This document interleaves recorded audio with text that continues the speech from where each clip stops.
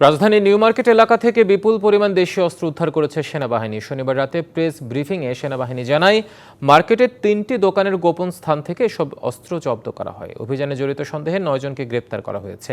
ব্রিফিংয়ে জানানো হয়, এসব অস্ত্র গৃহস্থালী পণ্যের আড়ালে সংগ্রহ করে কিশোর গ্যাংদের কাছে সরবরাহ করা হচ্ছিল। কখনো কখনো বাড়িতে পৌঁছে দেওয়ার ব্যবস্থাও ছিল।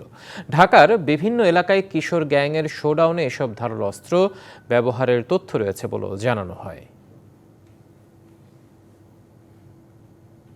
আমরা প্রায় ৩০৬টি অবৈধ আগ্নেয়াস্ত্র উদ্ধার করতে পেরেছি এবং আমরা নিকটস্থ থানায় এটা জমা দিয়েছি এবং প্রায় ৮,২১৫ রাউন্ড অ্যামুনেশন আমরা উদ্ধার করে জমা করতে পেরেছি। এবং আজকের এই অভিযান ছাড়া আমরা ৫৪৮টি বিভিন্ন ধারালো অস্ত্র উদ্ধার করে আমরা বিভিন্ন থানায় জমা দিয়েছি। আর এছাড়াও আমাদের কাছে এই পর্যন্ত ৮১৮ জন এই মোহাম্মদপুর শেরেবাংলা এবং আদাবর এলাকায় আমরা বিভিন্ন সন্ত্রাসী, বিভিন্ন দুষ্কৃতিকারী এবং বিভিন্ন মাদক ব্যবসায়ীদের গ্রেপ্তার করেছি।